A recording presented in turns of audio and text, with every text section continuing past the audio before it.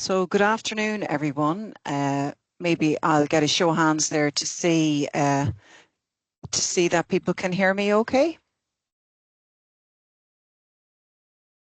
That's great. Thanks very much. We'll give it a second maybe because I see that there are a couple of more people actually entering the room.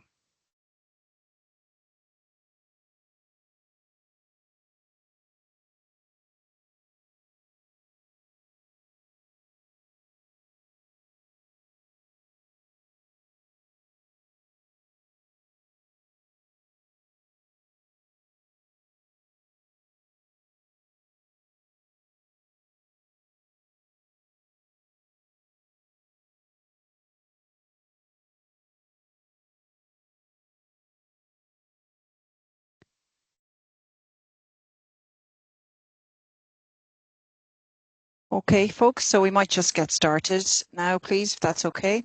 So my name is Ailbhe O'Halloran and I am the Programme Lead for the National Training Programme for SNAs. So this session is going to run for about 15 or 20 minutes and we'll probably have a couple of minutes there at the end to answer any queries that you may have. So just to note that if you've got any questions, you will have the option of popping them into the question and answer box that you see. So if you look at the top of your screen there, you should see a chat box and you can just pop them in there. And there are members of the programme team here who will hopefully be able to answer your question. And if there's any questions remaining, that I'll answer them for you all at the end. So just something else to mention as well is that this session is recorded. So for those maybe who have want to review it again, or also for those who registered and weren't able to come on to the webinar this afternoon. So just to give you a brief overview of what's actually included in this session. So I'm going to give you a context about the programme. I'll do an overview of the programme. We'll go into the entry requirements and also the application process.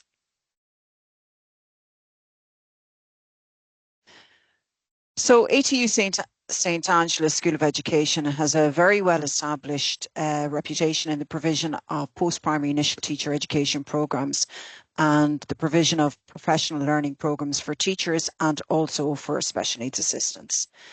So we have provided training for special needs assistants for over 20 years through a level 7 cert in SEN for SNAs. And to date, over 2,000 people have exited our programme with the qualification. And we're very proud to be involved in the training of SNAs and have consistently worked hard to assure its quality every single year. So we really do know the importance of the SNA's role in assisting teachers and supporting students with significant care needs within schools. And they are part of that matrix that are there to support young people and children in the development of their independent living skills and in order to facilitate them really to transition into adulthood.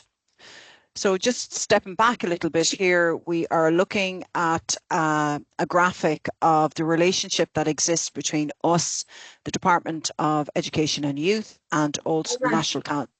Albert, so your slides are not in presenter mode. You can, if you can change it to that, that'd be great. Okay, Thanks. that's perfect. That's great. So bear with me 1 second. I'm going to stop sharing for a second. And I'll share again. Thank you, Emer. Let me see what we have. I have to go in and out, so excuse me.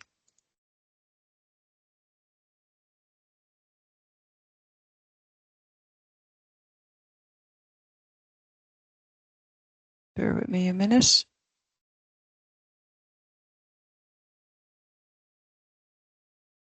Sorry now. Apologies, folks.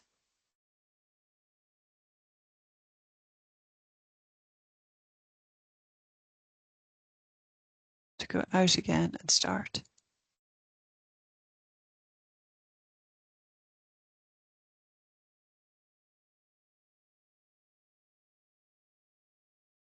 Okay, and bear with me.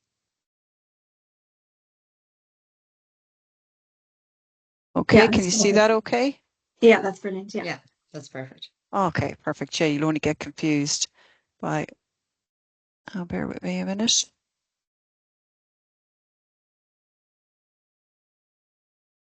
that okay, folks? Yeah.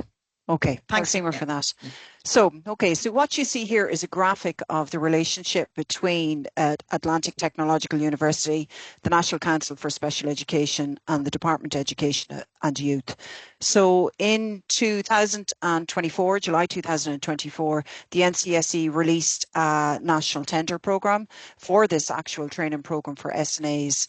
We entered the competition for that programme, and in December it was announced that we were successful and that we would be taking over the training, the national training programme for SNAs that was previously held by another university in Ireland. So this programme is fully funded by the Department of Education and Youth. And sorry, you can see I'm looking to the side because my screen is over to the side of me, so bear with me while you see the side of my face, so apologies. So just giving you an overview of the programme. The programme is called the Certain Inclusive Support and Care and Education for SNAs.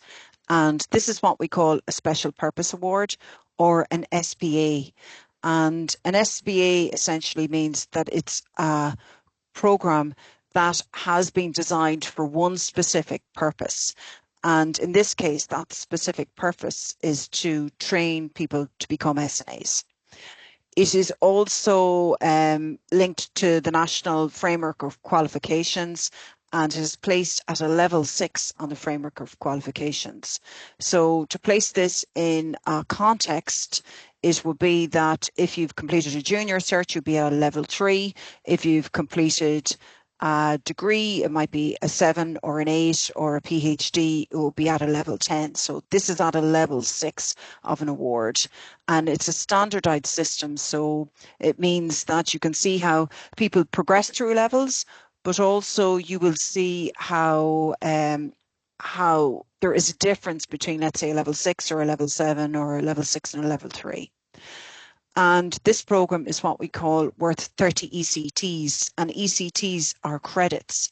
And it's a credit system that is used across Europe so that different universities and institutions can compare their programs and compare I suppose, the content of the programs, the quality of the programs, their modules, to see if they're on a par. Okay, so just moving on towards looking in more detail at the program itself. So the program is part-time, and part-time means that it's run over one academic year, and that in total is actually 10 months. So you'd start in September and you finish up with your last assessment, which is at the end of April, beginning of May, and you'll be brought to your exam board in June and hopefully successfully come to graduate or get your results in July and graduate in the following November. So it's 10 months of a programme.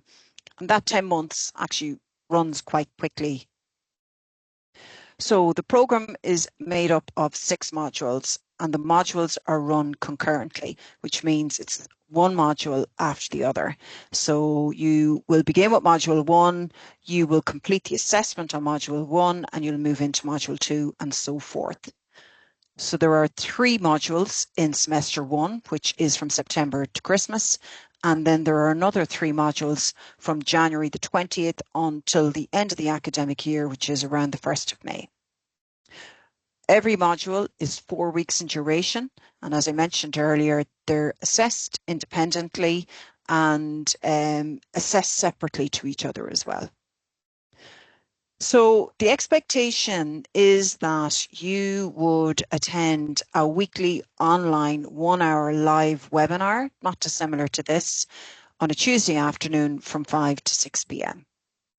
And these webinars are recorded and they'll be put up on our virtual learning environment, which we call Moodle, for those who maybe have been unable to actually access the webinar for whatever reason, could be work commitments or family commitments.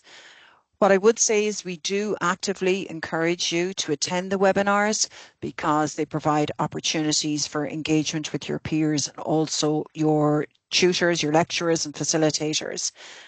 The webinars are divided into 5 groups, so we would have an expectation that our numbers will be small enough, could be anything between 60 and 100 people, but we'll be engaging in breakout rooms. giving you the opportunity to work in groups or work in pairs or do some reflective practice. In addition to the weekly online webinars, you have recorded lectures, and your recorded lectures are accessed on our virtual learning site, and you've got a week to complete a recorded lecture.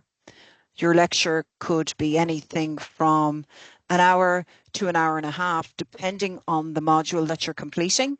So, for example, our module 4 has 1 hour and a half lecture, and that lecture could very easily be split into 2 or 3 parts where you could pick up over the course of the week rather than doing it in one sitting.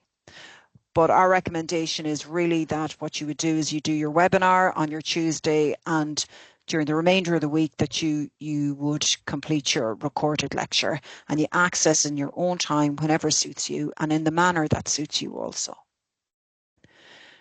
In addition to that, we have 3 in-person practical training sessions, and these are on Saturdays, 9:30 a.m. to 1:30 p.m.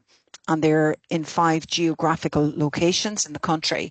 So we have Sligo, Dublin, Athlone, Waterford and Cork, because we're aware of the geographical spread of our students, and we wanted to reduce any travel that will be incurred by any of you. So we're trying to make it as easy to access as possible. So there's 3 practical training sessions. I'm going to speak to practical training session 2 in a moment because there's an element of this that's mandatory. So I've outlined the dedicated learning time per week, and this is basically telling you like how long, the maximum amount of time really you would want to spend learning per week. Okay, so at most you're talking about 5 to 7 hours. So we'll be giving you what we call a workflow, and encouraging you to engage with ATUs academic studies skills seminars, so that you can find the best way to study that suits you. So you might find that one week you might do an hour of recap or 2 hours of recap, and the following week might require a little bit more. It really does depend on the topic. Okay, so moving on, just a more close look at our modules. So we have module 1, inclusive education, students with additional educational needs. You notice throughout this webinar that I've referred to AEN and SEN because we are in flux with our language. So at the moment it's been called special educational needs, but in some documentation coming from the department, it's coming in as additional educational needs. So either is acceptable. Module 2 is language and communication. Module 3 is supporting primary care needs, including medical and complex needs. And this module has a mandatory element, and that is that you must attend the seminar. Module 4 is a new module that was introduced this year, social and emotional development, and we're very excited about this module because it's closely linked in with the department's plans for improving the social and emotional development of students within our schools. Module 5 is students with autism, which is a very popular module. And module 6 is enhancing personal and professional competencies as an SNA. Okay, so moving on for a second. I suppose I'm just highlighting this. This was highlighted by NCSE in previous webinars, and this is what has been significantly updated in the programme. It's the in-person practical training sessions. And the need for these came out of research that was conducted by the National Council for Special Education and a unit within the Department of Education and Youth called SNAa, or SNAa Workforce Development Unit. And they have published their research on their website in what is called the SNAa Hub, and I've put a link into it in a later slide. So we've the additional module on supporting students with behavioural related care needs, and that there is a greater focus in each of the modules on the SNAa role across all settings, and also taking into consideration those who are working in Gael School and Gael Coláiste. So what are you going to gain from the program? We would hope that you gain knowledge about SEN or AENs, that you develop skills in particular areas about maybe how to manage a child maybe who has social emotional difficulties, who has difficulties with transition, maybe that you might learn a little about alternative augmentative communication systems that will be useful within your setting, that you'll gain a level of understanding about special educational needs. You'll gain insight and perspective into attitudes, beliefs, and understandings, that you'll gain confidence in your role as an SNA, that you'll develop personal and professional competency in dealing with others, developing your relationships with all key stakeholders within schools.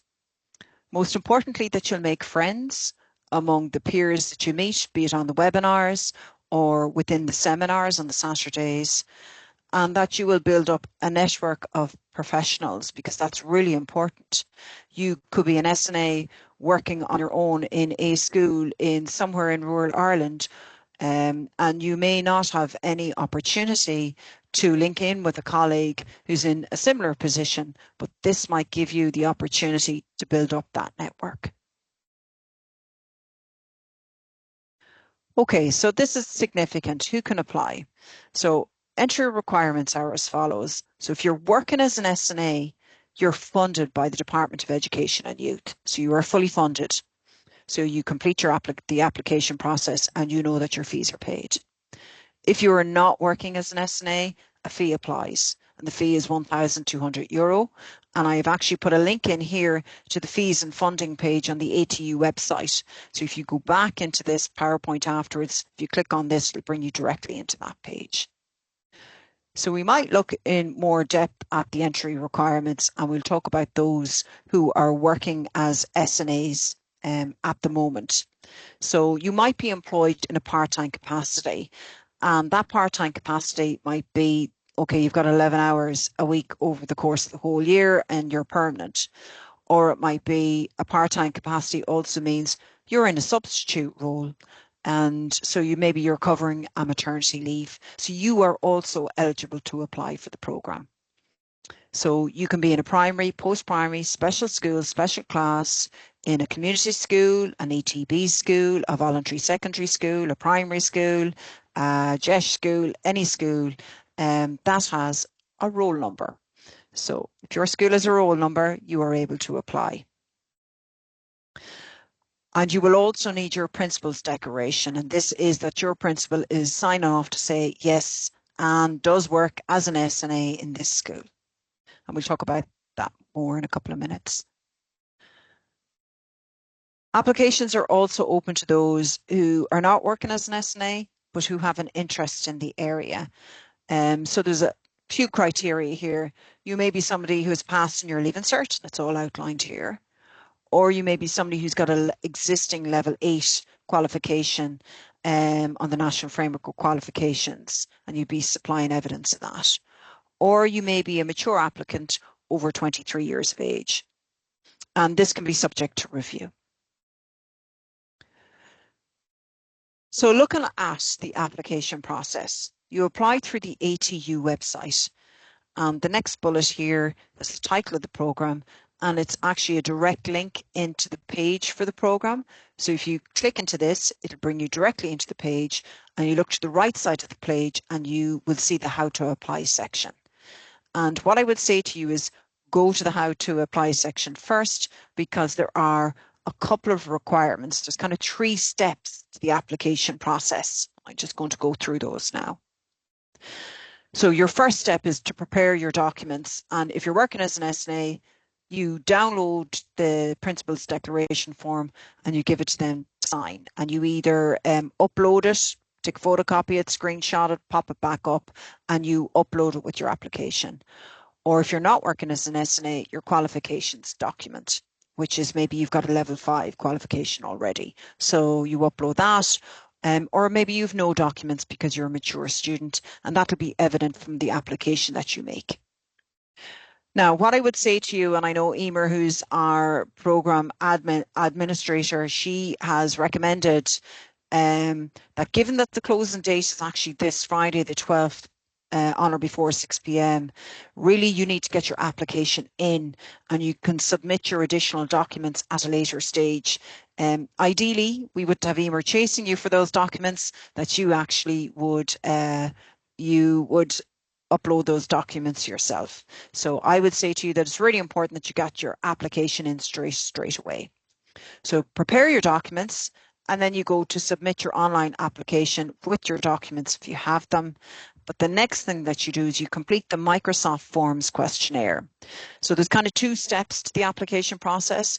The first application form that you complete is really a generic ATU-wide one, and the second one is one for is more for us, for the program, where we can find out a little bit more detail about you, and also, I suppose, really what's relevant to our program and making sure that our program runs successfully. So what happens next? So given that we're quite kind of tight to the wire here, we are saying that you're going to be contacted by email within 48 hours. So please check your junk mail. We've had incidents where people have said, I didn't realize I was offered a place because it went into their junk mail. So if you apply today, check your junk mail over the next day or two. And you must respond to your offer within 24 hours, because we need to get this over to the Reg office or a registrar's office, because the program is starting next Monday. So you'll be provided information on the program structure for the academic year 25-26, and you'll be contacted by the Reg office by email with information on how to register. Now, we feel that some of you may not get an opportunity to register very quickly, or your registration may not come through before the first webinar, which is on the 16th of September. But whatever email address you have supplied in your application, we will send a link to the webinar and information about the program overview and the webinar to that address. Okay.